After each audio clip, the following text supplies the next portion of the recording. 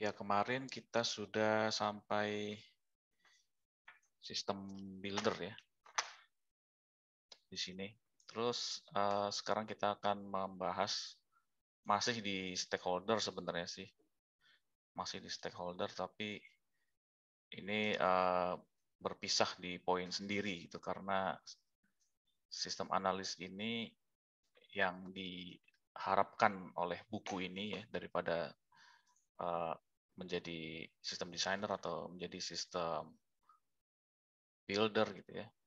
Kalau diharapkan menjadi sistem builder ya bukunya isinya tentang pemrograman gitu.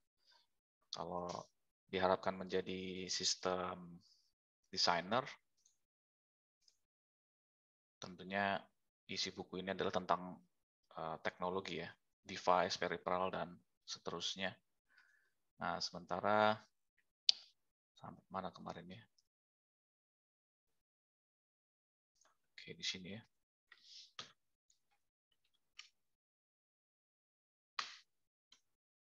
Ya, kemarin kan sampai sini ya.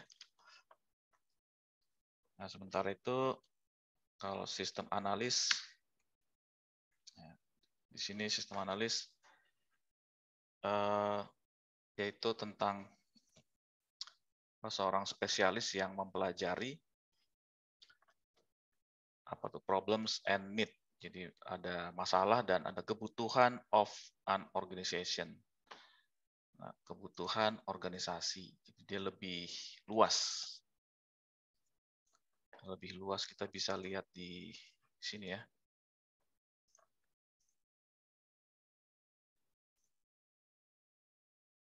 Di yang berwarna itu ya kalau sebentar. Ini yang warna coklat ini dia lebih luas. Jadi organisasi itu isinya ada sistem owner, sistem user, sistem designer, sistem builder. Ya, organisasi itu pasti ada ini gitu ya. Nah, si orang yang bekerja di sistem builder ya dia cuma secuil lah. Nah, sementara kalau sistem analis nih yang di sini, yang tulisannya kebalik ini, dia kotaknya panjang. Berarti dia berhubungan dengan, maksudnya berhubungan itu berinteraksi gitu dengan semua pelaku, semua player ya, semua player itu dia berhubungan itu ya, berinteraksi. Kemudian ada di sini project manager juga ya. Jadi tidak hanya sistem owner dan seterusnya sampai sistem analis, tapi juga ada project manager. Itu adalah players-nya. Siapa yang bermain di information system ini gitu. Siapa saja.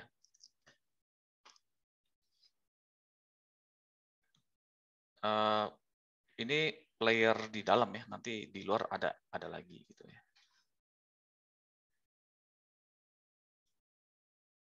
Seperti di sini ya. Ini external system user, tapi dia tetap disebut system user gitu ya. Dia tetap disebut system user tapi yang ada di luar gitu. Yang menggunakan sistem ini ya, misalkan siakat ini ya digunakan oleh atau leads yang kita gunakan untuk mengerjakan kuis itu tidak hanya mahasiswa UPN saja di UPN VJ tapi juga ada mahasiswa UPN lain di baik di Jogja maupun di Surabaya gitu ya. Jadi itu external system user. Salah satu contohnya gitu.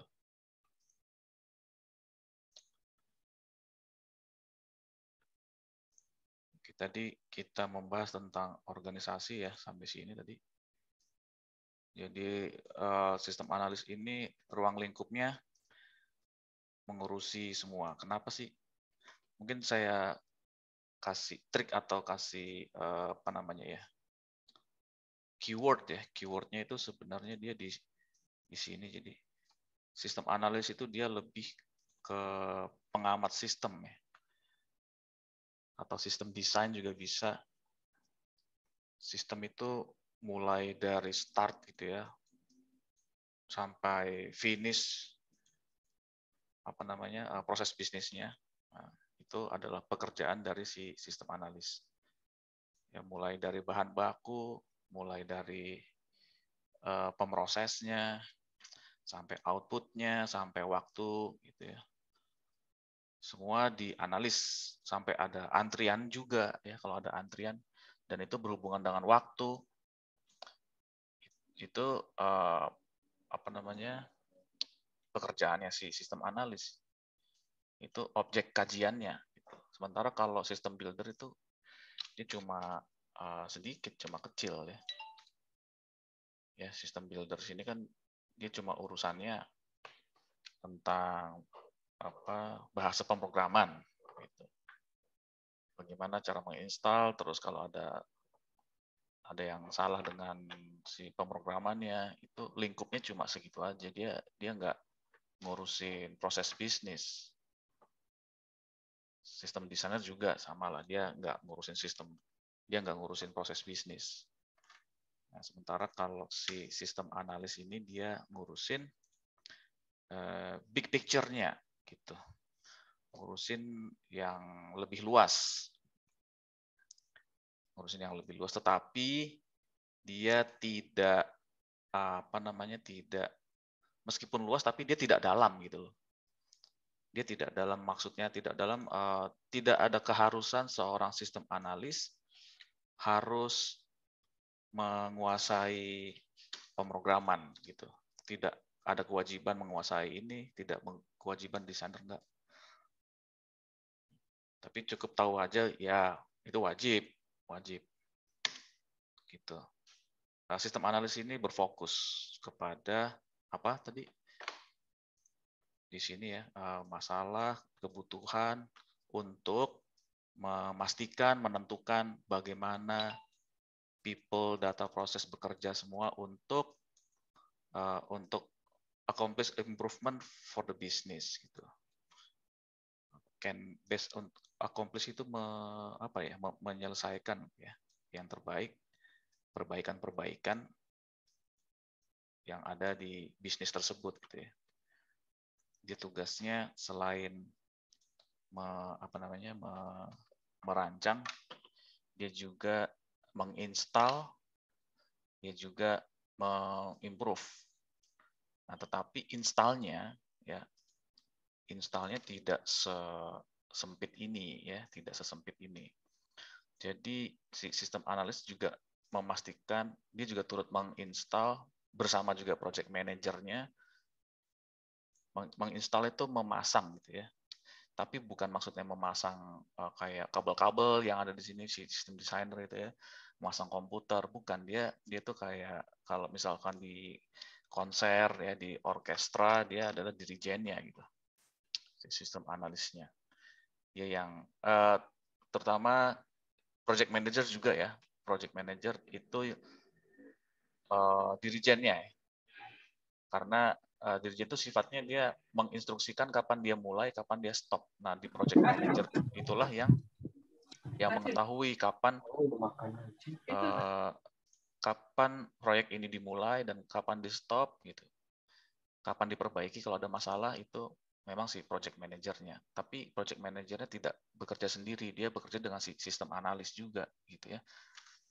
Misalkan kalau ada perbaikan, si project manager akan berkonsultasi dengan sistem analis kapan sebaiknya perbaikan itu dimulai, apakah bisa sekarang, terus si sistem analis akan menjawab, oh nanti dulu si sistem desainernya atau sistem buildernya sedang melakukan sesuatu, misalkan sedang trial gitu, nanti dulu misalkan, gitu ya. Makanya di gambar yang tadi saya perlihatkan di sini, si sistem analis dan project manager itu dia sepanjang ini dia berinteraksi dengan semua ya. Terus apakah boleh sistem builder berinteraksi dengan owner? Boleh, tapi ada masa-masanya, tidak sepanjang waktu begitu ya. pada proyek, misalkan bikin startup ya. Ketika startup dimulai itu si system builder tidak ada di dalam fase pertama. Di dalam fase pertama dia tidak ada. Fase pertama startup itu apa? Itu kita bisa lihat di sini ya. Kerjaannya tuh ngapain aja gitu si system owner. Atau di sini ya. Ya. Dan lebih spesifiknya lagi ada di sini di proses sini aja deh. Nih, sistem initiation nih. Ketika sistem dimulai itu, apakah langsung ada sistem builder di sini? Tidak ada, gitu ya. Tidak ada.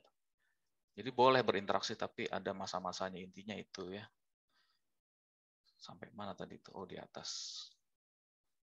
Ya, jadi sistem analis wajar saja dia melingkupi semua bidang karena memang ini adalah DNA. DNA itu apa ya? Genetiknya si sistem analis bahwa dia harus ngurusin organisasi. Kalau sistem builder ngurusin apa? Ya dia ngurusin kerjaannya dia ngurusin teknologi software gitu ya.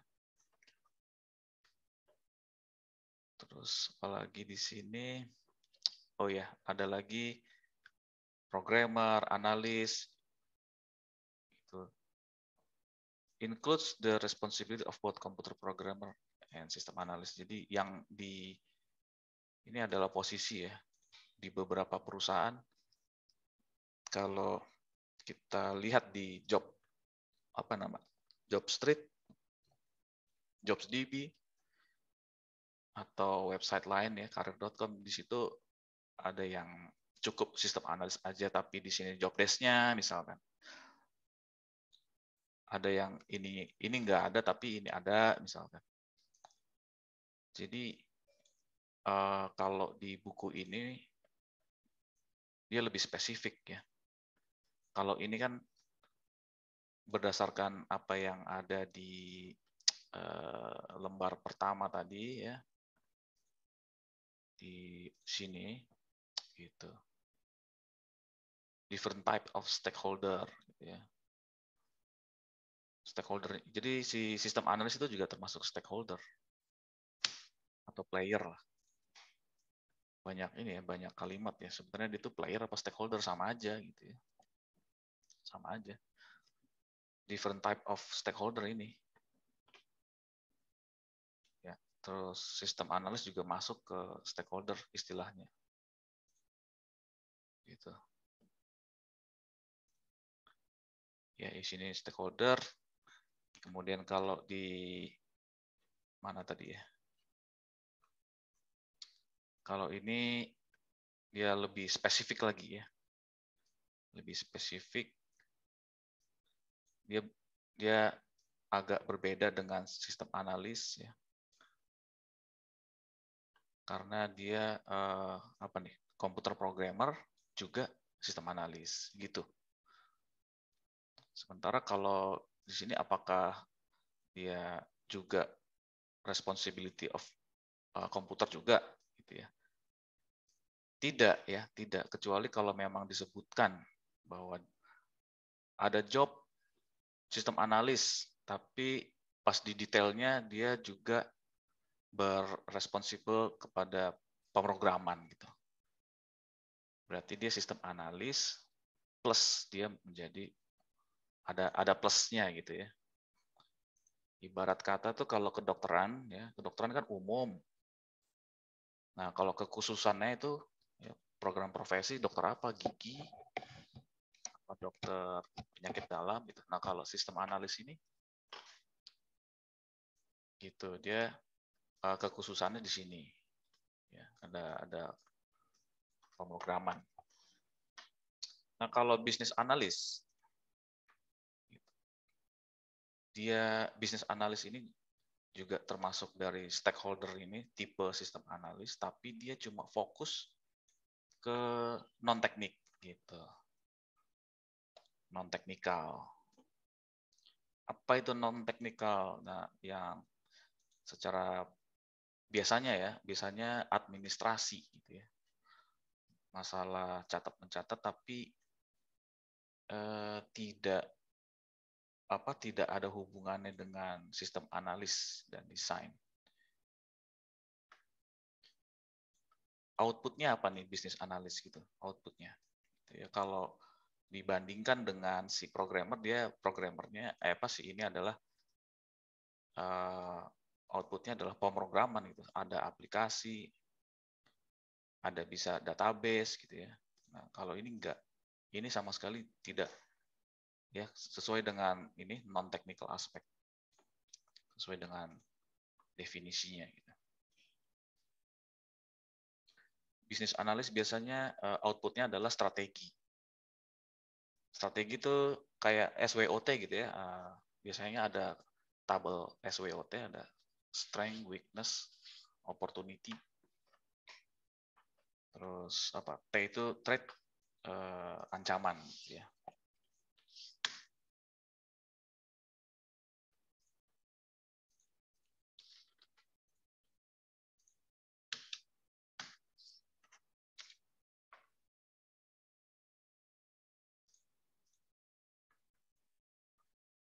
Oke, di sini saya singkat saja ya.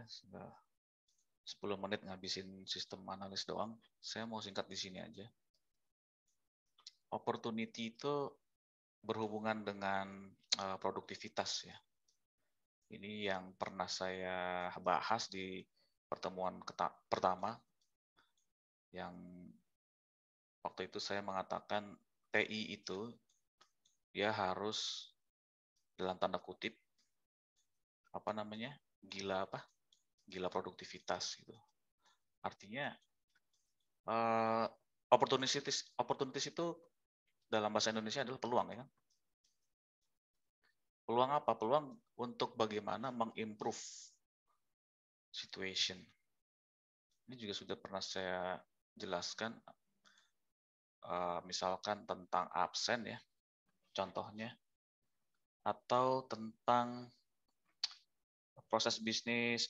Pada waktu itu ya, di 2014 itu ada mahasiswa PKL, dan dia diminta untuk hadir 3 bulan, gitu. Ini tahun 2014 ini. Di sini ada masalah.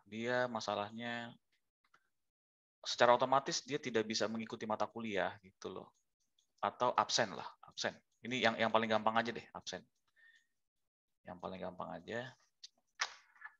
Gimana caranya supaya dia bekerja PKL tapi dia tetap bisa absen, gitu. Ya meskipun ada strategi misalkan ya sudah dari pihak yang berwenang misalkan Wadek 1 ya, Wadek 1 yang membuat surat dia bebas absen selama 3 bulan, itu bisa aja terjadi. Tapi bagaimana dengan perkuliahan? Setelah 3 bulan ini kan nanti dia ada UTS UAS tetap ada. Itu gimana caranya ya? Gitu. Nah, berdasarkan masalah-masalah itu ya,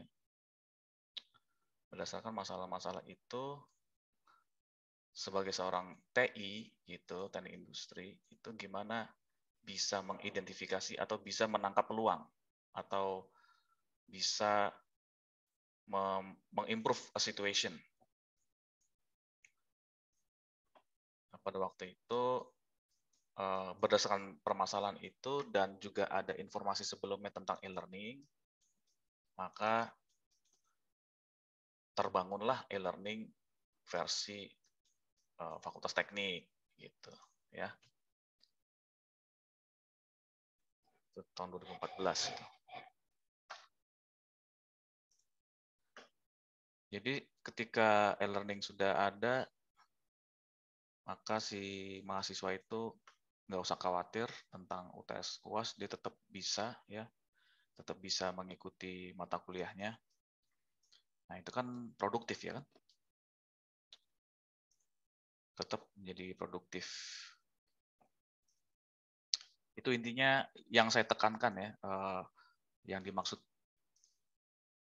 yang dimaksud problem oleh si penulisnya itu ada 3. Problem itu either real or anticipate gitu. Baik dia nyata atau hanya cuma antisipasi doang gitu ya. Terus opportunity ya. Wah, ini ada peluang. Peluang apa? Kita sudah mengetahui ada teknologi e-learning gitu. Kita apa namanya? Kita terapkan aja gitu. Dengan adanya e-learning ini nanti baik mahasiswa maupun dosen dia tetap bisa produktif gitu. Si dosen bisa meneliti, meneruskan tanpa terganggu dengan adanya rutinitas mengajar gitu ya, yang diserahkan oleh e-learning. Nanti bisa produktif nih. Nah, itu kan juga peluang ya kan? Dan seterusnya lah. Kalau direktif itu dia cuma mengarahkan doang lah si sistem analis ini ya.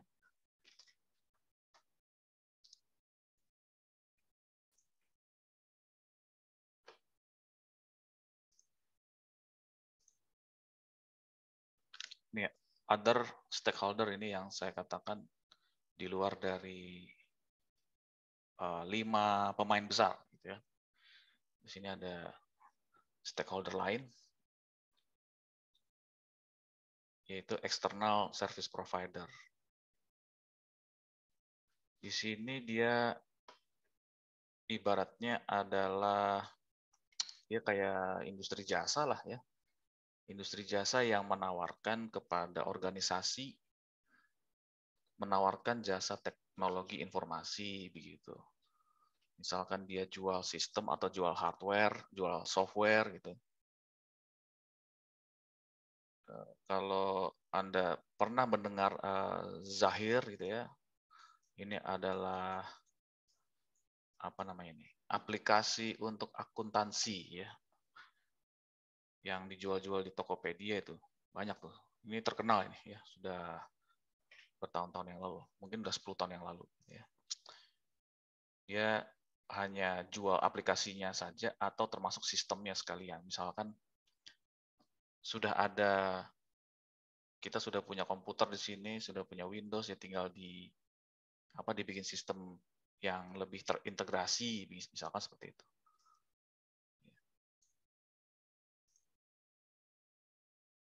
Oke, kemudian project manager ya. Ini adalah seseorang yang bertanggung jawab untuk merencanakan. Setelah direncanain kan dilaksanain ya. Ketika dilaksanain ya dimonitoring gitu. Ketika dimonitoring terus ada kelebihan, misalkan kelebihan bahan atau kelebihan waktu, ada kekurangan waktu, ya,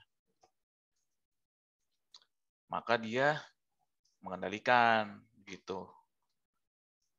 Ini planning, monitoring, controlling ini tidak sembarang menulis, ini adalah ada urutannya gitu. Kenapa sih controlling itu ada di belakang? Gitu. Ya karena setelah dimonitor ternyata ada yang kurang, ya kalau ada yang kurang ditambah, kalau ada yang kelebihan ya dikurangin gitu. Itu namanya apa? Controlling. Apa yang kelebihan, apa yang kekurangan? Itu tadi waktu, kalau schedule itu waktu, kalau ini adalah modal. Modalnya kurang nih ya tambahin gitu. Deliverable itu kapan selesainya ya sama aja. Kalau schedule itu kapan stop nih ada yang telat nih misalnya. Customer satisfaction customer satisfaction ini berkaitan ini dengan si sistem ya, sistem analis ini. Saya baru jadi ingat ini apa namanya ada customer satisfaction ya. Saya nggak tahu coba kan kalian kalau sempat lihat di halaman pertama leads ya, ada nggak suara konsumen, bukan suara konsumen, apa namanya itu? Kalau memberi keluhan gitu ya, biasanya kontak person gitu loh. Ada nggak di leads? Kalau di leads nggak ada, itu tanggung jawab siapa? Oke, itu pertanyaannya ya. Siapa tuh yang bertanggung jawab? Apakah si sistem builder apakah si sistem designer yang ya, jadi proses bisnis itu akan menjadi bagus kalau ada feedback. Feedback berupa baik itu kritik yang membangun, keluhan, saran. Nah, jalurnya itu di mana channelnya? Kalau ada keluhan, saya harus menghubungi siapa? Misalkan, ya biasanya ya sudah beberapa hari ini kan sering, atau mungkin beberapa semester yang lalu kita sering mengalami kenapa mata kuliah saya nggak kelihatan gitu. Itu lapornya ke siapa itu? Nah, terus kamu tahu dari mana kalau itu lapornya ke dia? Tahu dari mana? Akhirnya apa? Dari mulut ke mulut ya. Nah, itu siapa yang bertanggung jawab? Gimana caranya supaya proses bisnisnya benar gitu? Nggak apa namanya, agar informasinya itu nggak di awang-awang gitu ya. Siapa ini yang bertanggung jawab? Dan seterusnya lah, itu project manager ya. Tapi di sini maksudnya dalam hal si 3 ini ya, customer satisfaction ini sebenarnya tidak tidak hanya ada di project manager, di semua ya, di semua apapun. Ketika kita menawarkan produk, apapun itu produknya, mau barang, mau produknya jasa, atau mau dua-duanya di mix, apapun itu ya, di industri pendidikan, industri fabrikasi, industri keuangan, maka ini wajib. Kenapa wajib? Ya hanya ini aja, make sense aja. Make sense. Make sense itu maksudnya ya seperti kejadian yang dialami sehari-hari. Kalau ada keluhan tuh mau lapor di mana gitu. Masa nggak ada jalur apa, nggak ada channelnya sih gitu kan. Nggak masuk akal gitu ya. Gitu. Next ya.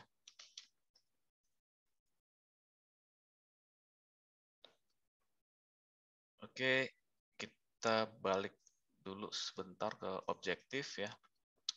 Berarti yang itu udah selesai ya.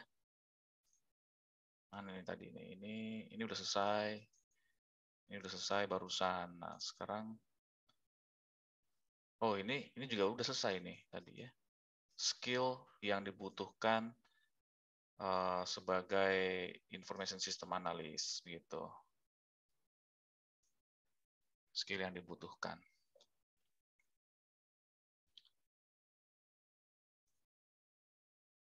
Apa aja tuh tadi ya?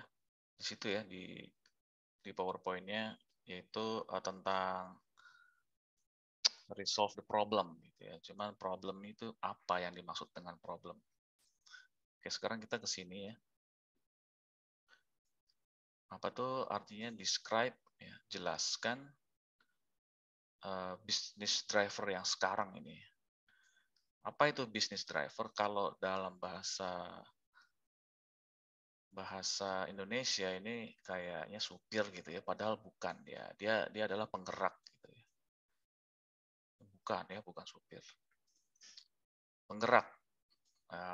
Kalau dibaca dari kanan ya, bahasa Inggris kan gitu, dia harus baca dari kanan. Jadi ketika diterjemahkan ini menjadi penggerak bisnis begitu ya. Menjelaskan penggerak-penggerak ini plural ya. Penggerak-penggerak bisnisnya itu apa saja sekarang ini. Gitu. Penggerak bisnis that influence informasi sistem yang mempengaruhi perkembangan sistem informasi. Oke. Kita harus bisa nih, apa sih penggerak bisnisnya yang mempengaruhi sistem informasi. Coba kita lihat.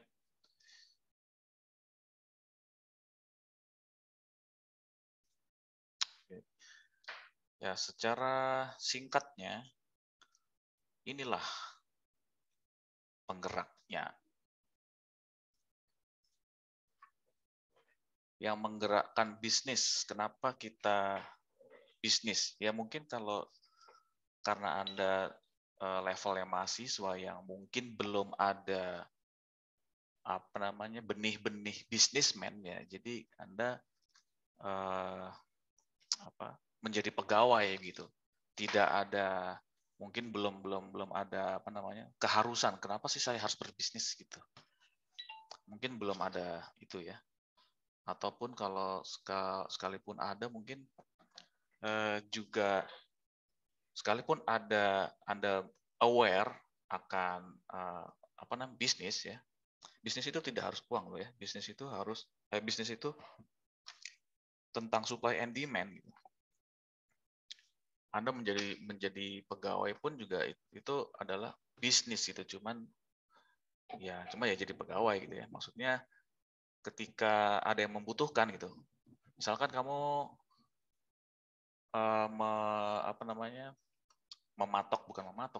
menyatakan diri bahwa saya ingin saya ingin menjadi ahli pergudangan misalkan. Setelah lulus dari sini gitu. Nah, makanya setelah itu kan Anda cari-cari kan. Siapa ya yang butuh pergudangan? Nah, di situ loh.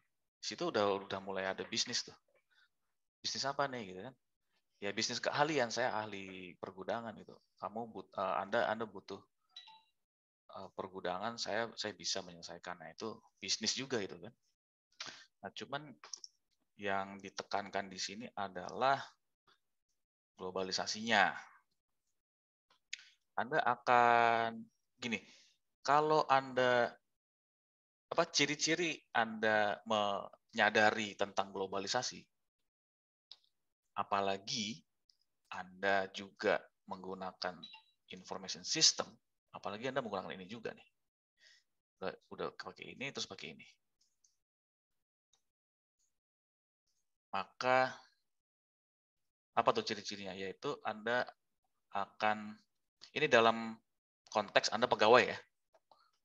Dalam konteks Anda pegawai, maka Anda akan mencari pekerjaan di luar negeri. Gitu. Cuma itu aja ciri-cirinya. Ya, yang dimaksud dengan globalisasi di sini, ini kan globe. Ya. Globe itu bola dunia. Jadi ini ngomongin dunia. Nggak hanya ngomongin Indonesia, tapi di luar Indonesia. Kalau kamu cari, meskipun kamu ini sekarang mahasiswa, tapi kamu cari pekerjaan di luar negeri, atau bukan cari pekerjaan, cari informasi lah. Kira-kira di luar negeri itu ada pekerjaan apa? Gajinya berapa? Terus expertise-nya apa yang dibutuhin? Apakah cuma pergudangan doang? Jangan-jangan harus pandai menggunakan software Oracle, software pergudangan. Nggak cuma teori doang. Nah, ketika Anda mencari informasi itu yang menggunakan sistem informasi berupa website tentang pekerja ya. Website kayak kalau karir.com kan di dalam ya kan. Kalau di luar tuh namanya Indeed. Ada Indeed. JobsDB ada dia JobsDB versi Indonesia, versi Singapura, versi dunia lah. Nah, maka Anda bisa disebut aware gitu. Anda sadar. Sadar apa? Sadar globalisasi ya begini. Terus pertanyaannya, apakah Anda sudah dapat dikatakan mendescribe tadi? Iya, betul.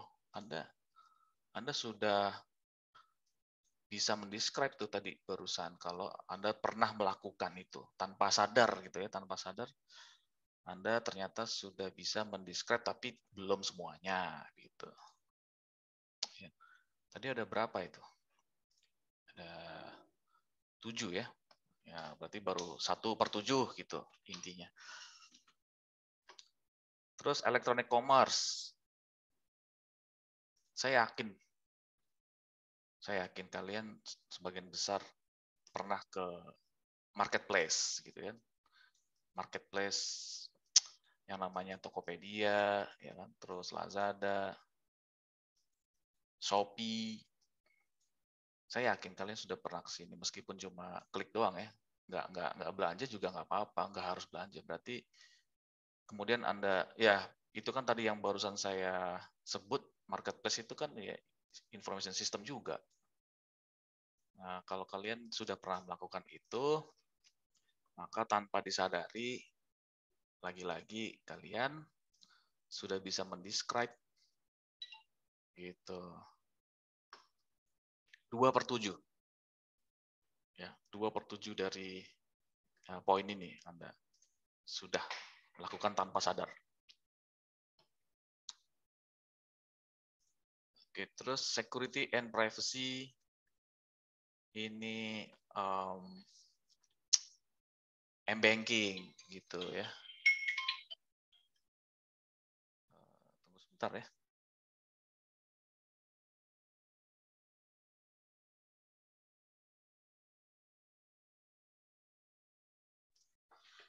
Oke, m-banking ya, sampai m-banking tadi. Tapi nanti kita akan melihat security and privacy tadi seperti apa lebih jelasnya. Collaboration ini contohnya software yang apa namanya ya, konkuren ya, maksudnya itu pernah nggak Anda menggunakan Google Sheet gitu ya. Ini angkatan 2020 ya. Kayaknya belum ya. Google Sheet atau Google Dokumen lah. Jadi satu dokumen bisa dikeroyok 2 atau lebih tulis bersama-sama. Misalkan kerja kelompok, kelompoknya anggotanya ada 4, nah, yang satu orang ngerjain bab 1, ngerjain bab 2, ngerjain bab 3, tapi serentak saat itu juga di file yang sama. Gitu. Apakah Anda pernah melakukan itu? Nah, kalau sudah pernah, 4-4-nya Anda punya m-banking juga, gitu ya. Anda sudah pernah melakukan ya. Anda tidak hanya membaca, tapi Anda pernah melakukan gitu. Jadi tanpa Anda sadari, Anda sudah bisa mendescribe sebenarnya itu 4 dari 7. Oke, untuk sisanya kita lihat ke slide depan ya, supaya nggak mengulang-ulang, tapi nggak apa-apa, mengulang sedikit saja. Oke, globalization of the economy. Global economy brings new and expanded international market. Iya, karena ada kebutuhan dunia ya saling terhubung. Ya, apa namanya? Itu tergantung ini sih, tergantung politik dalam negeri, apakah dia tertutup kayak Korea Utara atau terbuka seperti di Amerika dan Cina gitu ya. Terutama di Amerika yang paling terbuka ya, karena dibandingkan dengan Cina tidak boleh apa ya, tidak di Cina kan tidak boleh menguasai, apa, orang asing tidak boleh menguasai gitu ya. Kalau di Amerika boleh. Terus new international ya, intinya dengan adanya global ini dampaknya ada di poin-poin ini ya, dampaknya tinggal dibaca aja. Kita biar cepat aja, dikit lagi mau habis. Impact on information system, apa dampaknya? Require support. Nah, ketika tadi Anda mau kerja di Brazil, Anda harus paham bahasa Brazil. Nah, tapi si information systemnya juga harus menyediakan bahasa Brazil atau misalkan ya, karena gini zaman dulu Brazil sama Jepang itu karena ada peperangan ya, sehingga orang Jepang itu beberapa banyak yang antara mengungsi atau dia apa namanya itu, membuka persekutuan. Nah, makanya banyak tuh di situ ya orang Jepang di Brazil. Nah, maka website Brazil itu harus apa namanya? Harus menyediakan bahasa Jepang itu. Karena banyak kalau di Amerika itu namanya Chinatown gitu ya. Tapi kalau di Brazil itu ya Jepang gitu ya. Isinya orang-orang Jepang. Nah, karena ada kebutuhan pekerjaan ya, kebutuhan tenaga kerja, maka bagi orang-orang Jepang yang mencari kerja di Brazil, maka si information systemnya harus juga menyediakan bahasa Jepang gitu ya. Kemudian yang kedua, require consolidation of international data. Ya, konsolidasi ini penguatan istilahnya. International data. Apa sih contohnya international data? Ini bisa dipakai, bisa dibuka ya di website. Paling gampang tuh website pekerjaan ya. Website pekerjaan kayak JobsDB dan Indeed itu ada apa? Country-nya tuh banyak ketika kita milih. Coba saya mau kerja di Prancis, ya, ketika dibuka sistem informasinya kita buka, kita klik, ada negara Prancis di situ. Maka kalau ingin sistem informasinya itu bagus, jadi datanya harus diperbanyak, terutama yang internasional karena kan dalam rangka globalisasi gitu ya. Demand for people who can communicate, ya, tadi sama hampir yang nomor 1 ya. Orally and writing with management user that speak different language, ya sama dengan yang nomor 1. Jadi ketika globalisasi itu semua suku, semua negara, semua bahasa itu bersatu, maka harus ada suatu sistem yang menyediakan untuk segala bahasa kepada orang-orang yang bekerja di dalam yang berhubungan dengan sistem informasi ya, terutama ya. Kalau yang di pertemuan pertama saya katakan ada loh orang yang sama sekali nggak ada hubungan dengan sistem informasi itu. Kalau kayak cleaning service misalkan ya, atau security itu yang sangat jarang menggunakan information system, makanya tidak hampir tidak ada hubungannya gitu ya. Hampir tidak ada hubungannya gitu. Oke, kita sekarang ke electronic commerce. Tadi sudah saya jelaskan. E-commerce itu artinya buying, e-business itu apa sih bedanya e-commerce sama e-business gitu ya. E-commerce adalah the buying and selling by using internet. Nah, kalau e-business, the use of the internet to conduct and support day-to-day. Intinya yang paling gampang di sini di sini bukan apa namanya. Kalau di e-commerce ini kan contohnya Tokopedia dan Lazada dan lain-lain lah, Shopee juga. Nah, si Shopee dan kawan-kawan itu bukan e-business, bukan. Ya, e-business itu dikatakan dia cuma untuk mengkondak sama support day-to-day business activity. Day-to-day business activity itu tidak harus dia keluar dari apa namanya ya. Contohnya e-business seperti tapi Anda belum ini ya, belum ngambil ERP ya. Di ERP itu ada namanya Odoo, ada namanya SAP. Ya. Di dalamnya itu bisa mengetahui siapa pekerja yang absen, yang nggak hadir, berapa pekerja yang hadir, berapa yang ngambil cuti, gitu. Sampai HRD ya. HRD itu untuk karir, siapa yang nanti bakal naik pangkat. Nah, disitulah, di situ kan tidak ada jual beli. Di situ cuma untuk support aja day to day business. Misalkan ada juga ini keluhan dari siapa gitu, dan siapa yang akan menyelesaikan keluhan customer dari SDM yang kita punya, siapa, terus jadwalnya siapa, itu day to day business, itu e-business. Ya, tipenya seperti di bawah ini ya, ada business to consumer, ada business to business. Yang ini apa? Marketing of corporate image.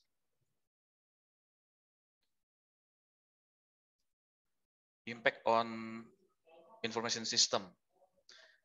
Terus di e-commerce dan e-business itu dampaknya seperti apa pada sistem informasi?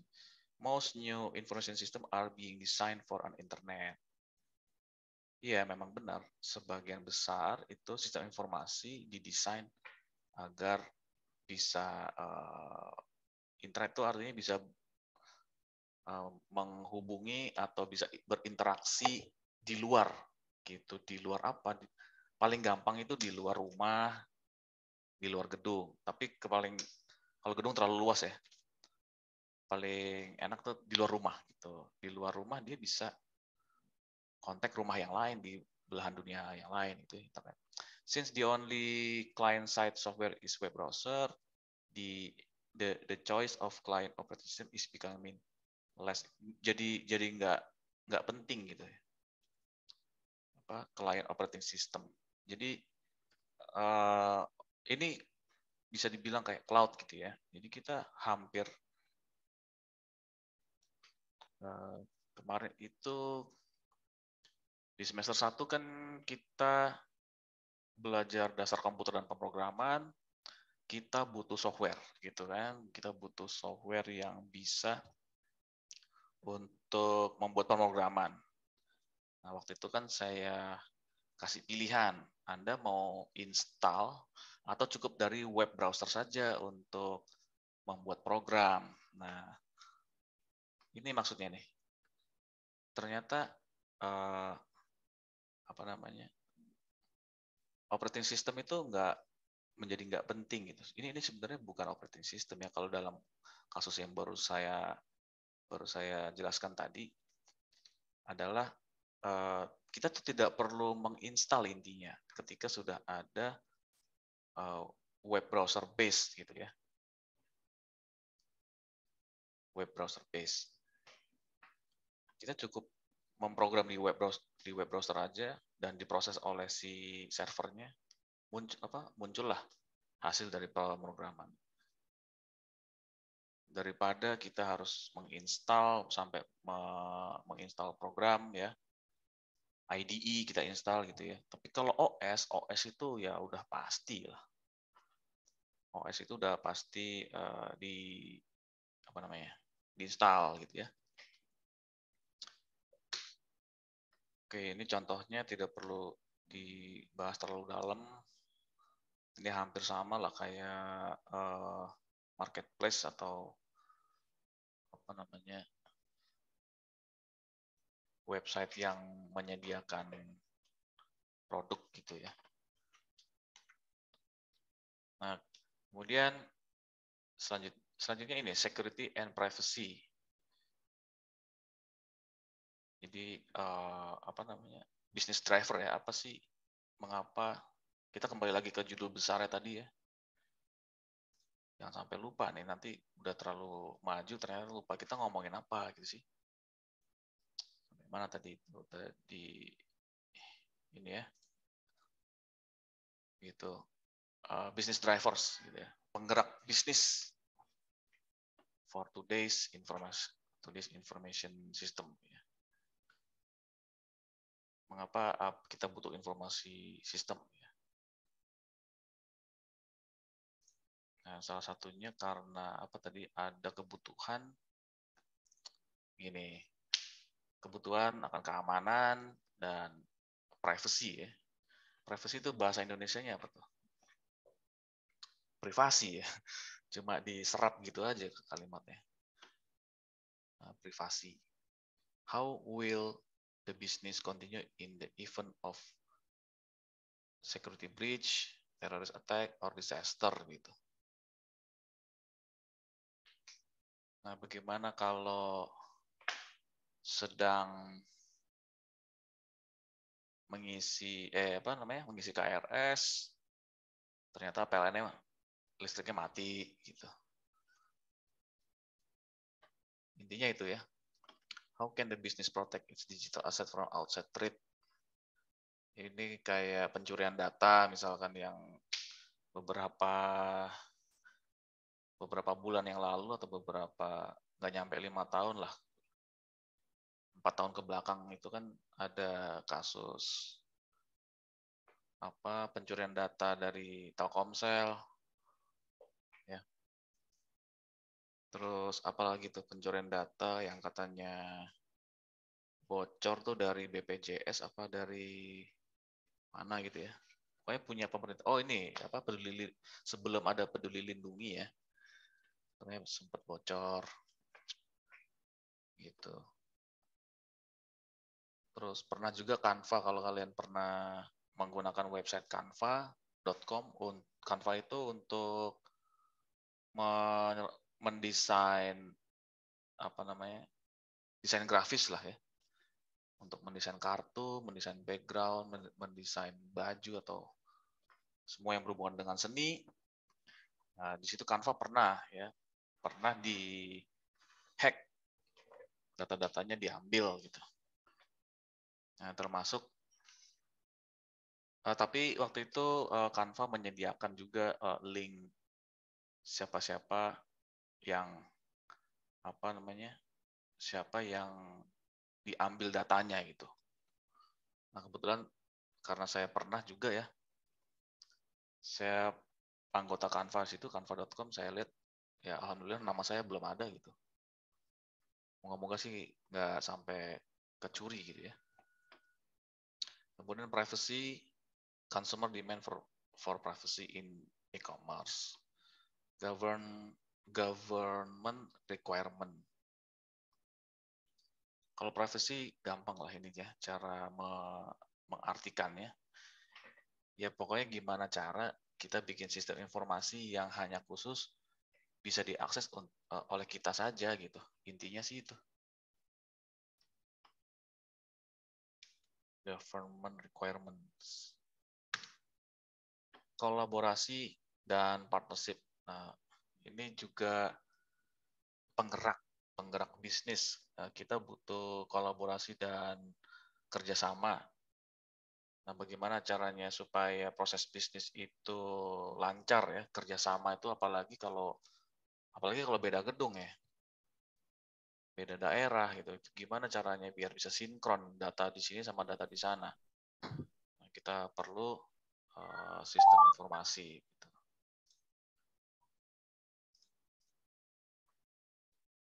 Organization seek to break down the walls that separate. Ya, itu tadi yang saya katakan. Ada semacam dinding yang memisahkan. Ya, contohnya kayak misalkan UPN Limo sama UPN Pondok Labu lah. Gitu. Organization collaborate with outside business partner. Ya, untuk apa?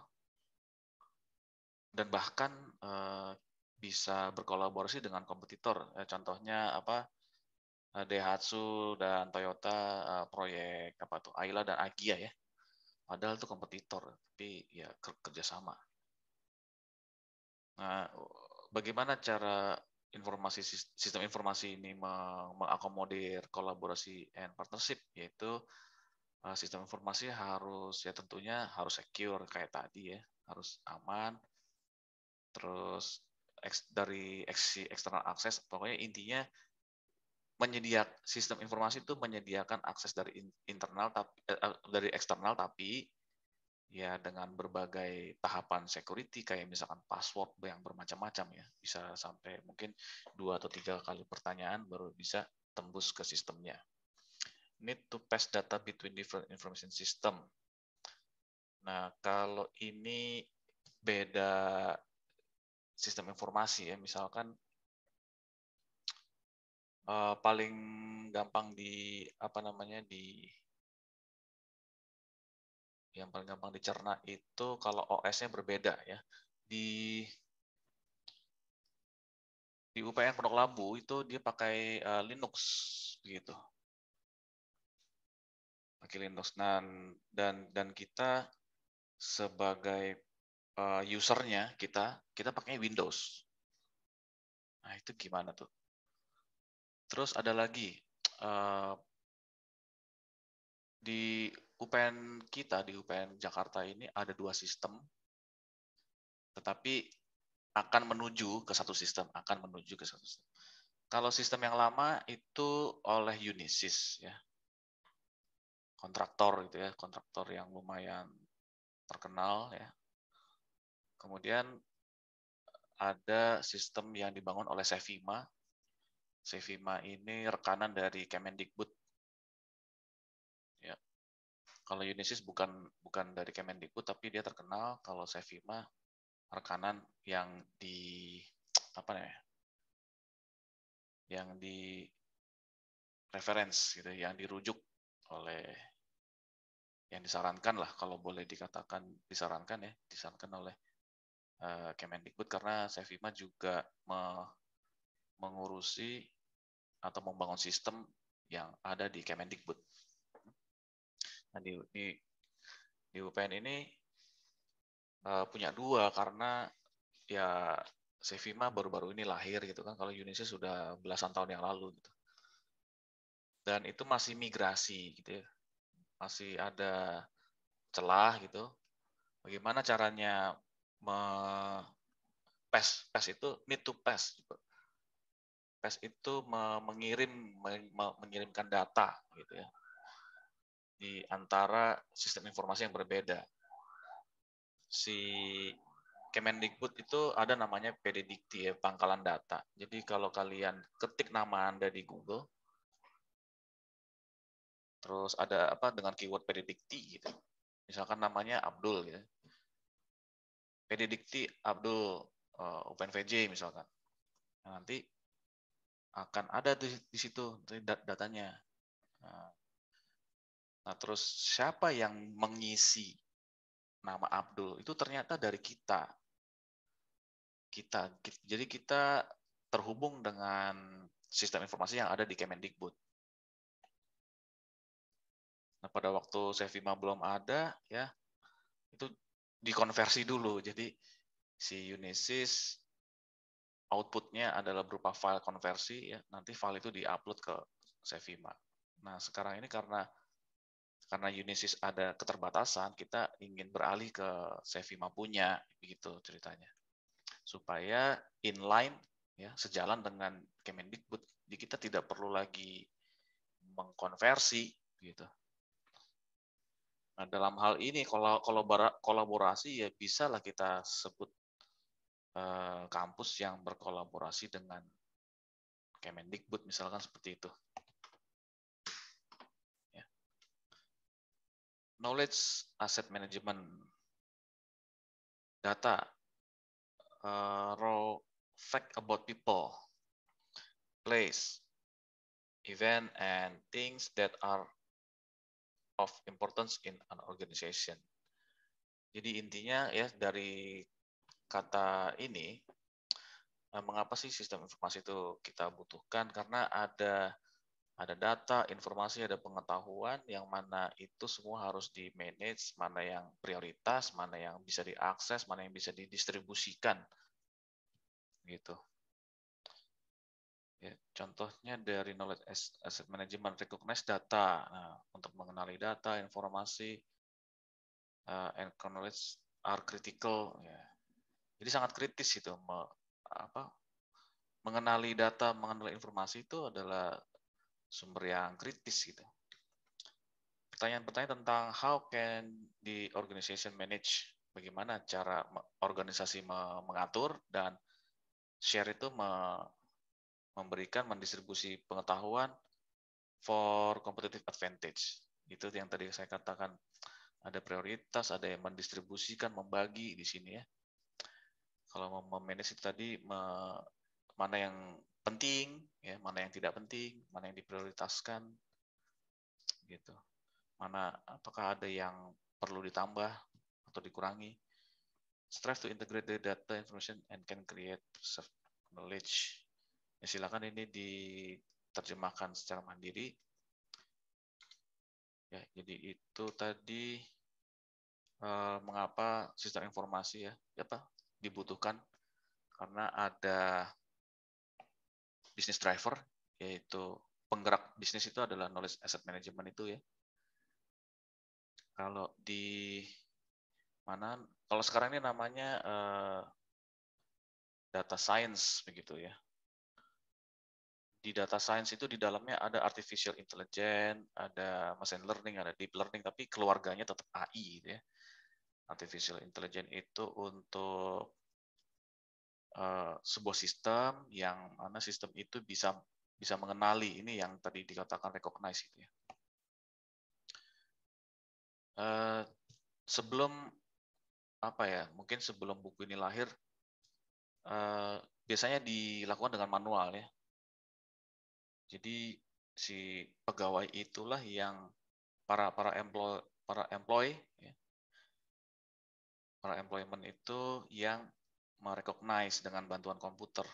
Nah, kalau zaman sekarang yang disebut AI, tidak perlu lagi pekerja yang merecognize, cukup si komputer saja yang mengenali gitu, karena si komputer itu sudah diajarin misalkan tapi berdasarkan data ya, berdasarkan data yang masuk. Bisa juga di kehidupan akademis kita sehari-hari, misalkan kuis ya, misalkan tadi yang saya katakan AI itu akan bekerja efektif kalau datanya banyak. Nah, contohnya kalau misalkan kuis ya, kuisnya misalkan ada 12 kuis misalkan. Ketika mengerjakan kuis 1, kuis 2, kuis 3, nah nanti kita bisa saja merancang AI yang mengenali bahwa ini mahasiswanya kira-kira ada di batas aman atau tidak gitu dalam mata kuliah tersebut. Gitu. Nanti kalau di data-data yang pertama kayak kuis pertama, kuis kedua itu sulit bagi AI untuk mengenali apakah mata kuliah itu aman atau tidak, karena meskipun misalkan kuis pertama nilainya tidak memuaskan, misalkan cuma 70 atau 60, tapi kan masih ada lagi 9 atau 11 kuis ke depan. Jadi AI tidak bisa menilai bahwa nilainya aman atau tidak untuk keseluruhan gitu. Terus kalau AI yang sekarang ini yang paling ngetrend banget ya, kalau kalian pecinta YouTube itu di situ ada iklan ya, OctaFX dan robot trading dan lain-lain gitu. Itu ini ya, recognize data. Ini misalkan sahamnya mau turun atau ada berita-berita yang mempengaruhi keamanan stabilitas politik gitu misalkan. Nanti kayak misalkan minyak ya, minyak dunia kan katanya naik nih gara-gara Ukraina dan Rusia berseteru gitu ya. Minyaknya naik. Di situ kan ada data diolah menjadi informasi. Nah, gimana cara yang merecognize? Nah, itu bisa ya. Kita butuh sistem informasi, intinya itu. Karena ada kebutuhan untuk memprediksi terutama ya. Continuous improvement and total quality management. Nah, bisnis, jadi ini sebenarnya continuous improvement dan total quality management ini adalah suatu keilmuan ya, suatu ilmu. Nah, sebelum ini ada, jadi bisnis itu dirasakan menjadi ya hari demi hari biasa saja gitu ya. Daily business tidak ada yang istimewa gitu loh. Nah, karena kita ini seorang teknik industri yang diajarkan atau di istilahnya doktrin tentang productivity madness gitu ya. Maka seorang teknik industri selalu mengidentify, selalu mencari di mana ada celah di dalam proses bisnis begitu. Ya. Yang di sini ya. Gimana ada celah? Tadi yang dikatakan ada opportunity, ada problem sama directive tadi ya. Ya, tapi terutama yang opportunity. Itu yang diharapkan dari seorang teknik industri apabila mereka bekerja di perusahaan itu dengan harapan adanya ya ini ya improvement ini. Improvement itu perbaikan yang terus-menerus begitu loh. Jadi kalau perbaikan yang tidak terus-menerus ya itu tadi yang saya katakan, ya bisnisnya biasa-biasa saja gitu. Tidak ada yang istimewa, ya. Tergantung dari kepekaan si teknik industri, ya, si lulusan teknik industri, kepekaan dalam memandang apakah suatu proses bisnis itu masalah atau tidak gitu. Contohnya yang tadi saya katakan, di leads itu perlu nggak sih ada contact person, orang yang bisa ditanya kalau ada masalah gitu. Perlu nggak gitu. Nah, ya kalau saya sebagai seorang teknik industri yang tidak hanya menerima ilmu, tapi saya juga pernah bekerja gitu. Baik sebelum UPN, ya, sebelum saya join UPN, sampai saya join UPN itu ada peningkatan gitu, peningkatan kepekaan gitu ya. Peningkatan kepekaan. Ya contohnya yang tadi saya katakan di leads itu harus ada contact person. Apa istilahnya? Technical support ya. Technical support. Biasanya itu namanya itu ya. Yang harus dicantumkan di dalam leads. Saya nggak tahu ada apa nggak ya. Saya belum ngecek juga sih soalnya. Kenapa kok saya bilang leads itu belum ada gitu ya? Karena sebagian besar ya, baik dosen maupun mahasiswa itu menghubungi saya, bukan yang menghubungi si yang menginstal leads itu gitu loh. Padahal saya ini juga sistem user gitu. Saya kita ini sama-sama menggunakan leads begitu. Ya. Nah, di situ ya tergantung kepekaan. Nah, saya aware gitu. Saya rasa itu perlu ada, terus apalagi ya yang ada di sini di kampus kita, di bagian mana yang perlu ada contact person-nya gitu. Kemudian perlu juga ada batas. Batas apa? Batas waktu gitu. Misalkan ada keluhan, kita melapor ke suatu unit dan unit tersebut menerima keluhan kita dan memproses. Nah, pertanyaannya, ada nggak batas waktu prosesnya? Gitu. Nah, tergantung kepekaan. Kalau kita nggak peka, maka pertanyaan itu menjadi nggak penting gitu. Atau justru malah tidak bertanya. Tidak perlu ada pertanyaan itu. Pertanyaan tentang itu tadi apa? Perlu nggak sih batas waktu pengerjaan gitu? Nah, karena itu tadi yang baik pengetahuan dari bangku kuliah atau pengetahuan dari pengalaman kerja itu akan shape itu apa? Akan membentuk gitu, akan membentuk karakter yang lebih tajam lagi bagi seorang industrial engineer. Nanti kamu akan menjadi lebih tajam lagi, lebih tajam daripada mungkin beberapa bulan yang lalu, beberapa tahun yang lalu gitu ya. Nanti akan lebih tajam ketika Anda sudah bekerja, itu nanti akan lebih terbentuk lagi gitu ya. Ya maklum karena kan pengetahuan itu lebih terasa gitu ya, lebih terasa ketika doing daripada reading. Lebih terasa dan lebih membentuk suatu pola pikir ketika kita doing something. Oke, itu tadi bisnis proses ya dan continuous proses. Nah, kemudian TQM ini komprehensif. Jadi keseluruhan pendekatan keseluruhan to facilitating quality improvement and management di dalam.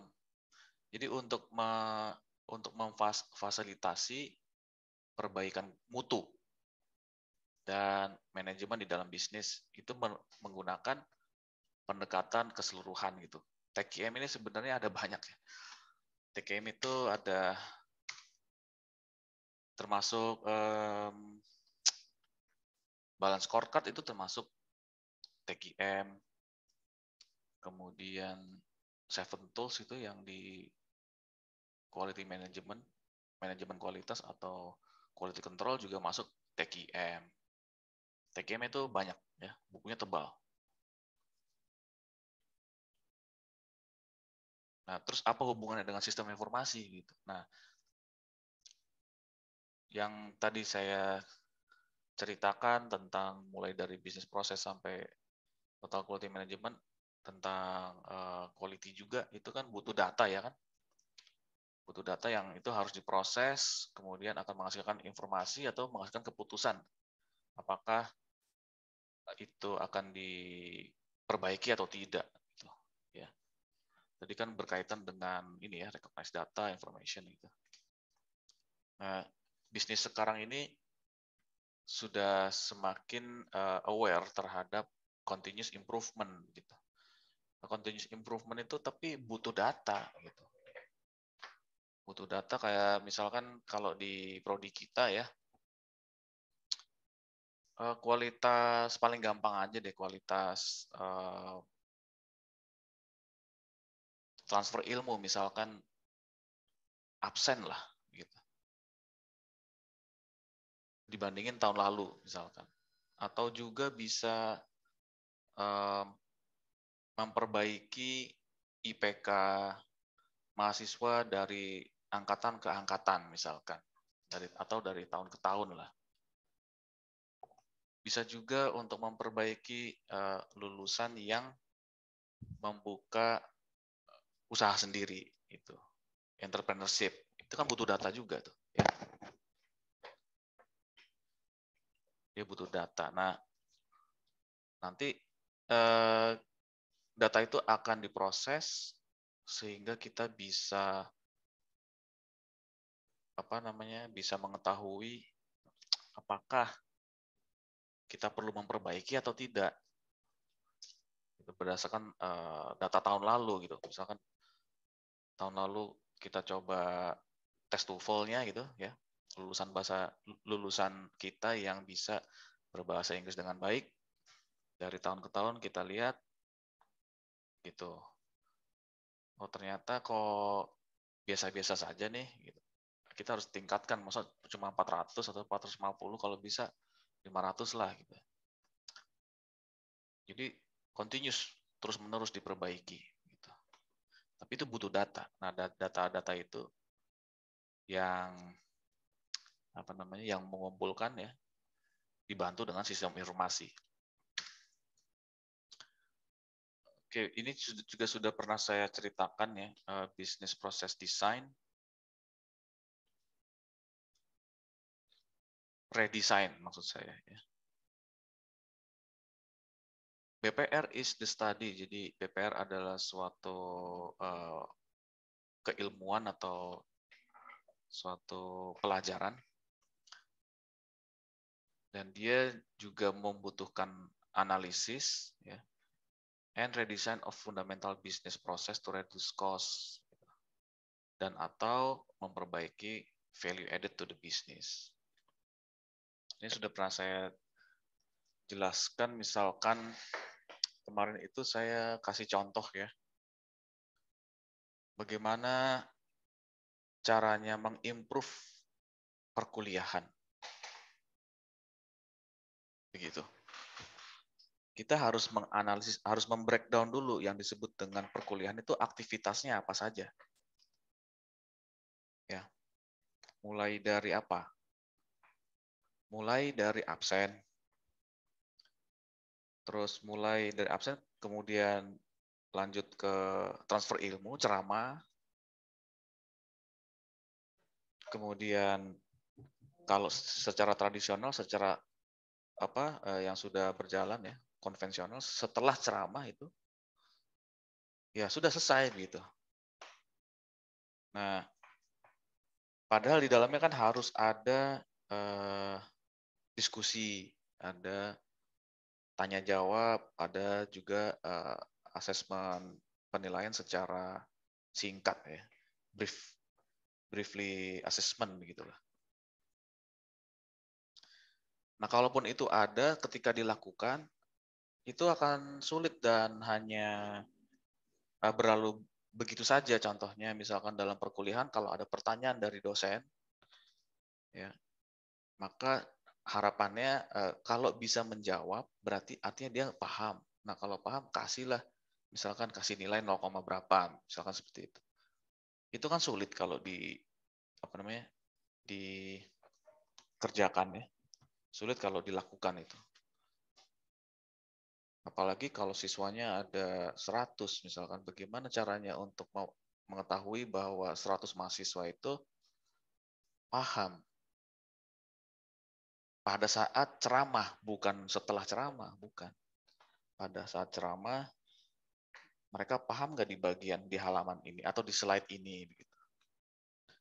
Nah, untuk itu kita butuh sistem informasi yang bisa mengakomodir itu. Nah, jadi cara-cara tradisional itu sudah tidak sudah atau bahkan ada tadi saya katakan belum pernah dilakukan, tapi dengan adanya sistem informasi akhirnya itu dilakukan. Yang khusus untuk yang absen itu hanya cuma memindahkan saja. Tetap ada bisnis proses yang tradisional yang tetap dilakukan gitu. Nah, padahal si sistem informasi ini maksudnya adalah menghilangkan bisnis proses. Maksudnya menghilangkan bisnis proses yang tidak efisien gitu. Yang tidak efisien itu di redesign. Nah, kita desain ulang aja. Absen tidak perlu datang, tidak perlu tanda tangan. Tapi kenapa masih ada mencetak absen tanda tangan misalkan? Gitu. Ya. Terus ketika ceramah atau jangan ceramah deh, misalkan kuis lah atau UTS. UTS itu zaman mungkin sampai sekarang ya. Kalau UTS itu zaman tradisional, dia serentak, begitu, serentak, harus bareng-bareng. Nah, dengan adanya sistem informasi tidak perlu bareng-bareng, gitu. Asalkan soalnya diperbanyak. Terus zaman tradisional kalau mahasiswanya sakit atau kecelakaan atau ya tadi telat karena bannya bocor gitu atau karena kebanjiran lah, pokoknya berbagai alasan lah ya. Itu dia bisa ujian lagi tapi harus ada izin gitu, izin. Contohnya kalau yang sakit dia harus membawa surat sakit. Surat sakit itu nanti disimpan di sini nggak diperiksa, cuma diperlihatkan saja, tapi di copy sebagai dokumen di fotokopi gitu. Izin ke kaprodi, izin ke dosen. Terus ujian sendiri itu maksudnya dipersiapkan tempatnya, dilokalisir, jadi berbeda kelas gitu ya, berbeda ruangan gitu. Itu yang tradisional tuh. Nah, sekarang sebenarnya sih udah lama ya, tapi khusus teknik industri doang yang menjalankan pada waktu itu dan hanya beberapa mata kuliah saja gitu ya. Jadi yang sudah aware terhadap sistem informasi itu tidak perlu khawatir mahasiswa bakal telat gitu ya. Tapi kan harus ada harus soalnya itu harus ada dulu, harus banyak gitu loh supaya sistem itu bekerja. Nah, kembali ke redesign berarti dengan adanya sistem tidak perlu lagi membawa apa tadi ya, surat izin misalkan, tidak perlu lagi menyiapkan soal dan tidak perlu lagi menyediakan pengawas. Jadi meskipun mahasiswa itu susulan ujiannya, ujian susulan, karena dia sakit kemarin misalnya. Nah, pihak fakultas tidak perlu lagi menyediakan pengawas. Gitu ya. Karena soalnya kan banyak dan sangat variatif. Jadi nggak perlu khawatir bahwa mahasiswa tersebut mendapatkan soal yang sama seperti kemarin. Dan itu terjadi ya, itu terjadi di Pondok Labu, di fakultas ya. Saya tidak perlu menyebutkan.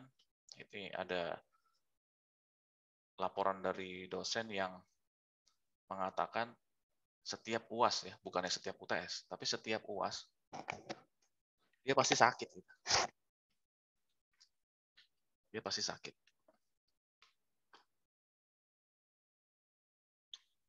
Gitu ya.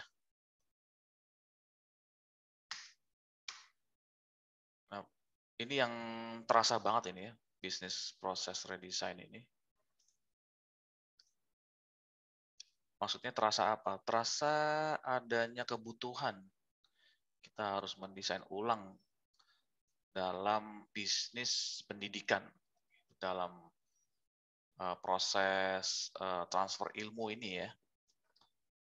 Kita harus meredesain. Jadi meninggalkan cara-cara tradisional. Nah, tinggal kalian nanti harus bisa mengidentifikasi mana yang tradisional, mana yang enggak gitu ya. Jangan-jangan ketika Anda meredesain ternyata itu bukan tradisional, malah itu baru dilakukan gitu ya, termasuk baru misalkan.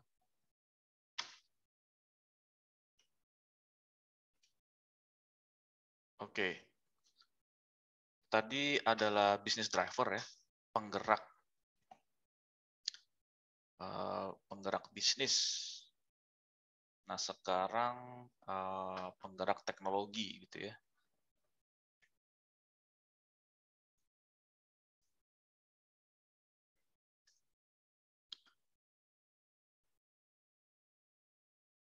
Penggerak teknologi atau teknologi yang menggerakkan, coba.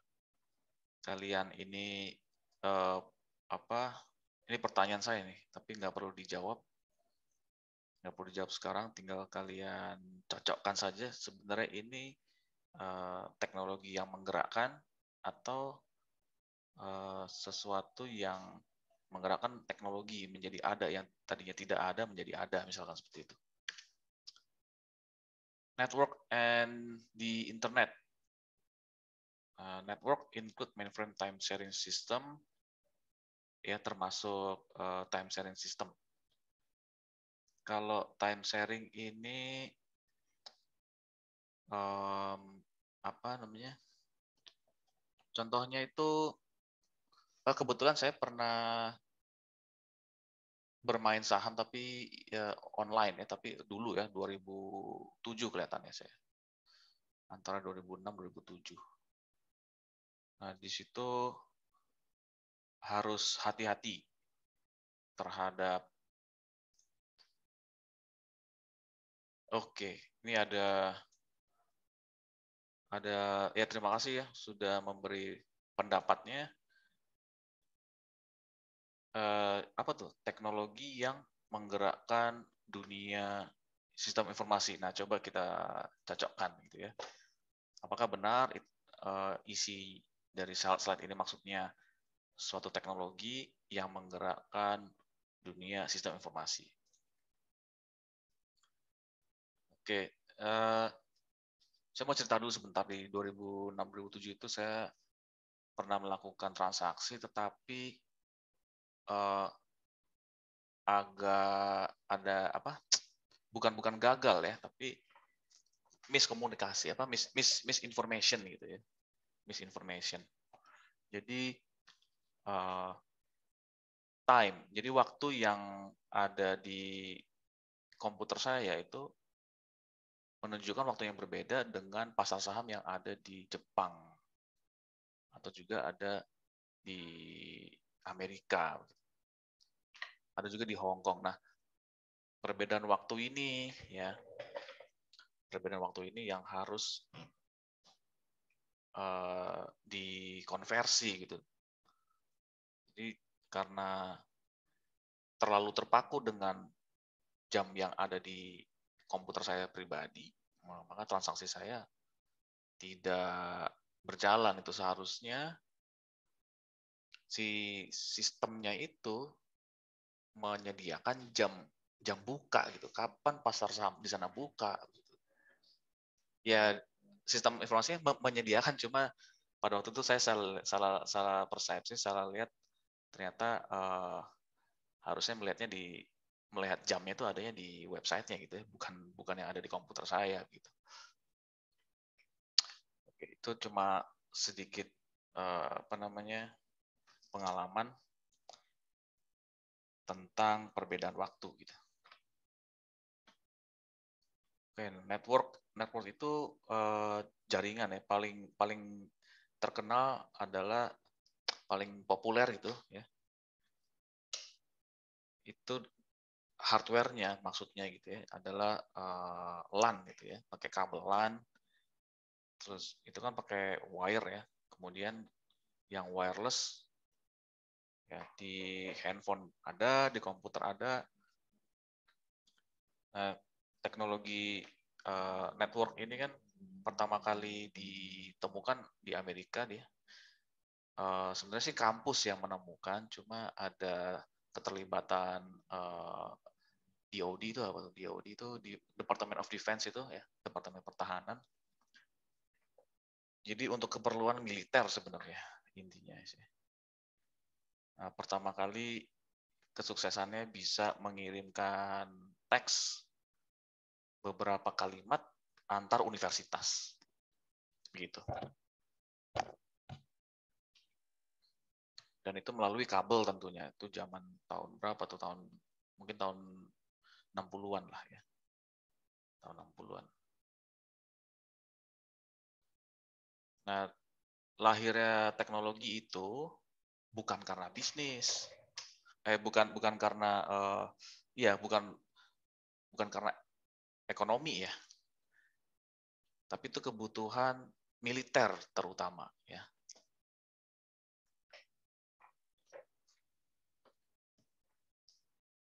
Jadi gimana caranya kita mengirimkan data di tempat yang berjauhan begitu. Nah, maka muncullah networks. Jadi waktu itu motivasinya adalah militer ya, bukan ekonomi ya, bukan motif ekonomi. Nah, setelah ditemukannya network dan internet, bisa kirim data. Nah, pelaku bisnis ya, pelaku ekonomi itu melihat adanya kesamaan kebutuhan ya. Kesamaan kebutuhan maksudnya, oh si militer ini bisa ngirim data loh, saya juga butuh ngirim data gitu. Akhirnya bisa nggak diadop ke ekonomi gitu, ke perdagangan misalkan, bisa nggak gitu. Nah, ini the most pervasive networking technology ini yang saya katakan yang paling populer pada waktu itu adalah intranet ya. Intranet dulu ya. Baru XHTML. Kalau intranet ini misalkan saya mengirim file begitu ya, FTP ya, file transfer protocol ya. Jadi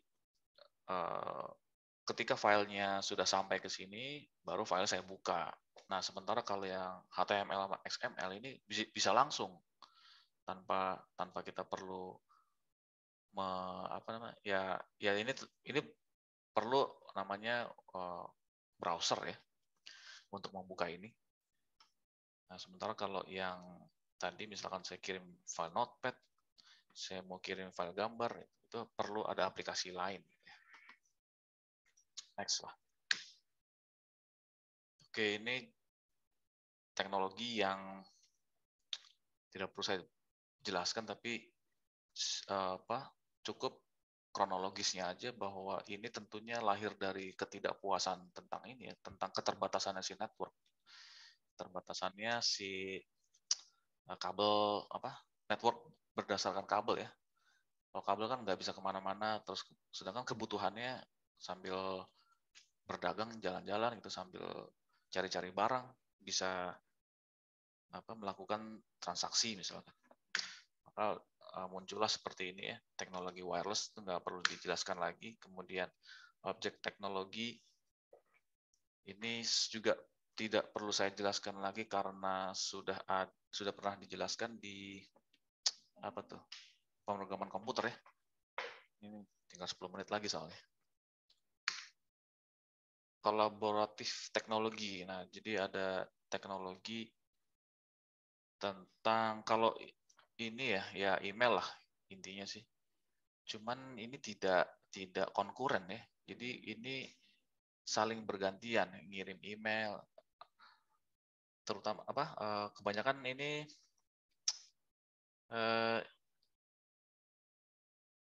tidak tidak konkuren tuh, tidak serentak gitu. Kayak misalkan instant messaging juga bergantian kan gitu. Nah, kalau yang saya ceritakan tadi tentang Google Word, nah itu ngetik bareng-bareng tuh, semuanya muncul pada saat bersamaan. Nah, kalau instant messaging kan tidak, dia akan muncul kalau kita tekan enter gitu loh. Nah, tapi kalau Google Dokumen, saya ngerjain bab 1, kalian ngerjain bab 2, saat itu juga di file yang sama itu semuanya muncul. Itu namanya konkuren, serentak. Nah, pada saat ini lahir, maksudnya buku ini lahir, Google Dokumen belum ada. Ya. Oke, kalau ada pasti ada lah di sini, dia memberi contoh gitu.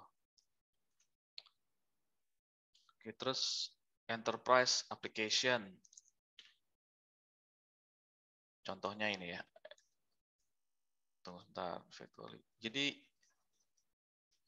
nanti ada di praktikum ya, kita coba sekilas, namanya Odoo namanya. Dulu sebelum Odoo namanya Open ERP ya. Dulu sebelum Odoo namanya Open ERP, terus dia berubah nama menjadi Odoo. ERP itu adalah enterprise enterprise resource planning gitu ya. Ya ini enterprise application sama ERP ya. ERP ini ya masuk ke dalam enterprise application gitu maksudnya ya. Jadi ini judul ini adalah induknya, terus yang lebih spesifik namanya ERP, dan ERP ini ada ya di kurikulum kita juga belajar ERP.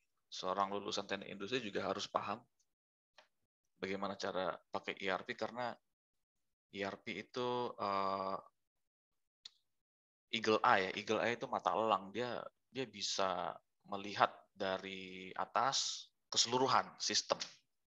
Bagaimana sistem itu bekerja, apakah ada yang telat, apa ada yang keduluan, ada yang kurang, dan seterusnya, itu bisa dilihat di aplikasi ERP gitu. Ya intinya di sini ya ERP. Nah, di judulnya aja Enterprise Resource Planning ya. Atau di sinilah Enterprise Application. Aplikasi yang digunakan oleh perusahaan ya. Perusahaan itu kan punya resource banyak. Resource-nya ya human resource atau material resource dan modal ya. Uang maksudnya. Jadi banyak resource dan harus dilihat semua resource bagaimana saling berhubung dan apakah bekerja samanya benar atau enggak gitu loh. A software application that fully integrate. Nah, itu tadi yang saya katakan, dia bisa melihat apapun yang ada di perusahaan dan diintegrasikan ya ke dalam aplikasi. Misalkan di dalam satu layar ini kita bisa melihat misalkan kalau ya di kampus inilah ya, di universitas ya, bisa melihat kaprodi lagi kerja apa, dekan lagi kerja apa, semua SDM manusia kerja apa. Terus bagaimana dengan keuangan, kita bisa lihat keuangan di fakultas itu tinggal berapa dan berapa yang belum dibayar dan yang lagi proses. Kenapa nih kok nggak cair-cair gitu? Ya itu suatu bisnis proses yang bisa dilihat dalam satu layar sekaligus ya. Ya kecuali kalau layarnya kecil layar segede handphone nggak bisa. Tapi kalau layarnya gede itu kayak yang di depan fakultas ini ya. Ya di depan fakultas ada apa namanya tuh layar yang buat billboard itu. Sebesar itu mungkin bisa gitu ya. Karena sangat luas karena unit-unit di fakultas di universitas itu banyak ya. Unit mulai dari biro, bahkan di fakultas ada beberapa layer gitu ya. Dan mereka sedang apa gitu itu bisa dilihat. Nah, di sini ada namanya core business function. Kalau core business function itu secara umum tuh ada 3. Ada operasional, ada keuangan, sama marketing. Gitu. Kalau operasional di UPN ya, apalagi kalau bukan mengajar itu yang paling gampang. Gitu. Bagaimana operasionalnya gitu. Dalam hal pendidikan, terus penelitian, kemudian pengabdian masyarakat. Gitu. Operasionalnya seperti itu yang intinya. Itu bisa dilihat apakah ada dosen yang tidak mengajar atau lagi idle gitu ya. Bebannya juga kelihatan. Oh, si dosen ini bebannya kurang gitu. Ditambahin gitu ya. Nah, itu apa namanya? Di kampus ini belum ada ya. Belum ada yang terintegrasi. Jadi masih pecah-pecah. Masih pecah-pecah. Kalau mau lihat beban, wah harus login dulu, harus login ke tempat yang lain gitu. Terus kalau mau lihat keuangan harus login ke tempat lain lagi gitu. Nah, maksudnya integrate ini loginnya cukup sekali aja gitu. Satu password, satu username untuk melihat semua informasi. Itu ciri-cirinya integrate. Tapi itu ciri-ciri integrate yang ada di dalam perspektif sistem user. Nah, tapi ada juga yang ketika loginnya cuma satu, maksudnya username satu, password satu. Ketika masuk ke dalam, ya memang secara perspektif user, semua ada di situ. Tapi dalam perspektif sistem analis atau sistem designer, dalam perspektif sistem designer ternyata apa? Ternyata itu banyak berpencar kemana-mana itu servernya atau hosting atau database-nya berpencar. Ada yang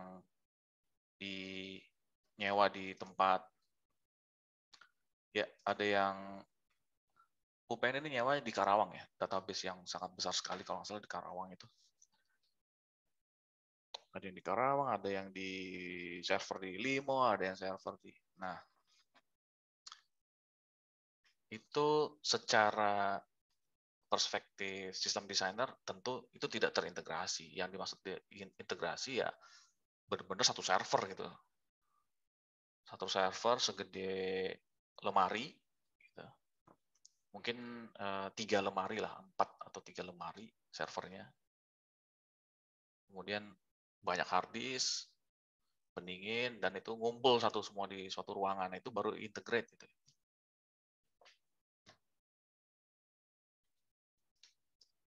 Oke.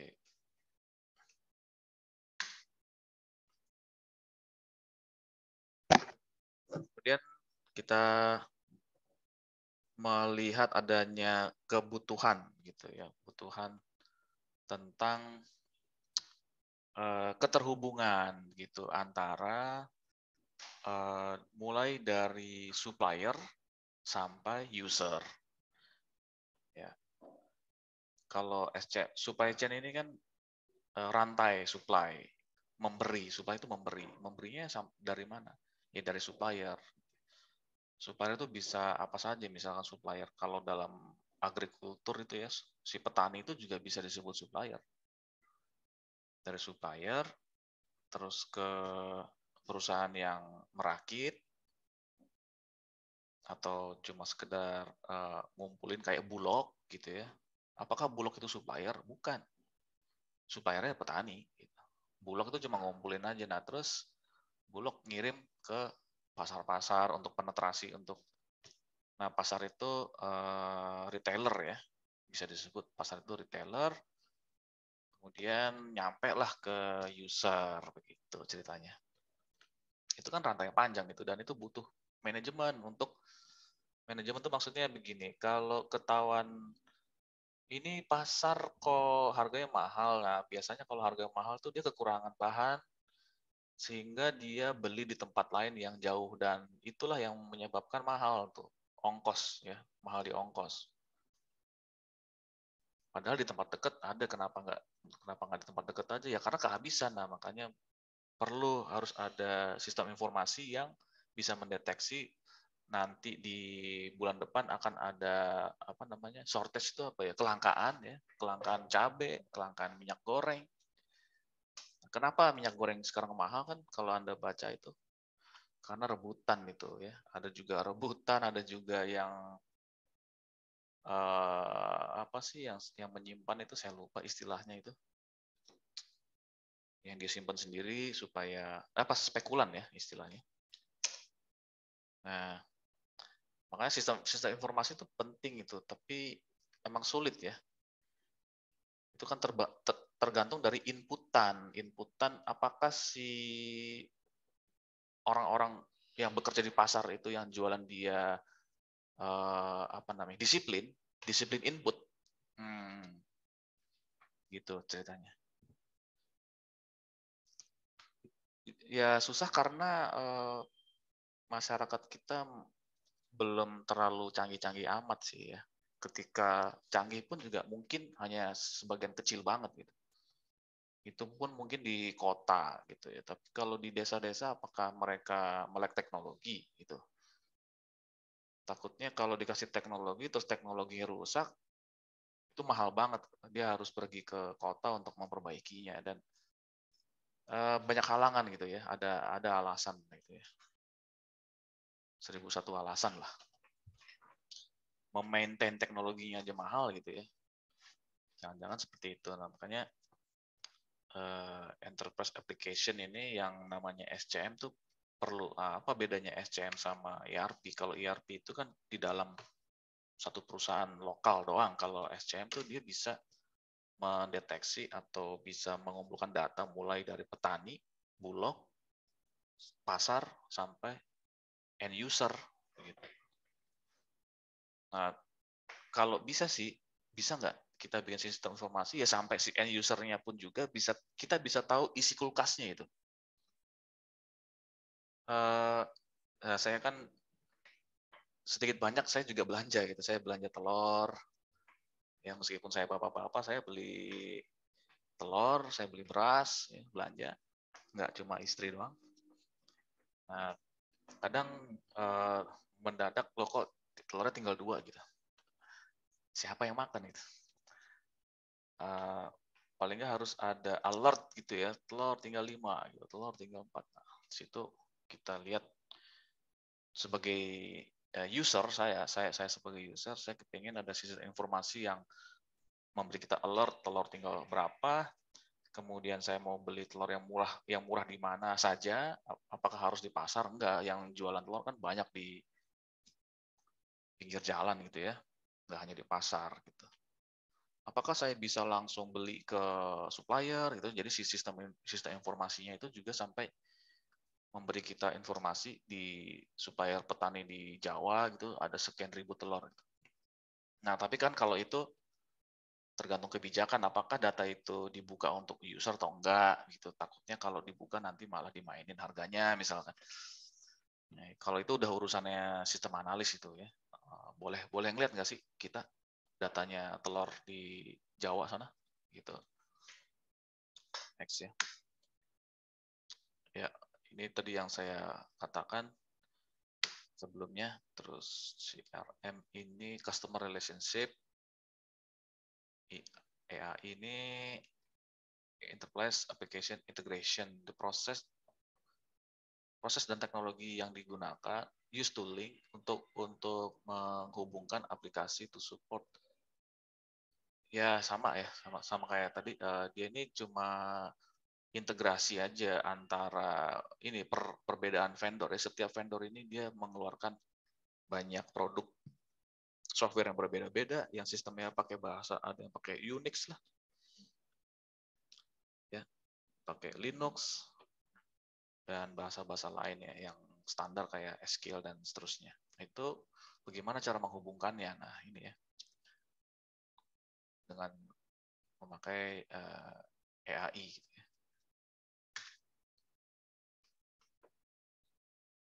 Ini EAI ya. Jadi dia mengintegrasikan antara customer sama supplier tadi yang saya katakan. Boleh nggak sih customer ngelihat data di supplier gitu, atau cukup di di retailernya saja gitu misalkan. Oke, kayaknya udah kelewat ya.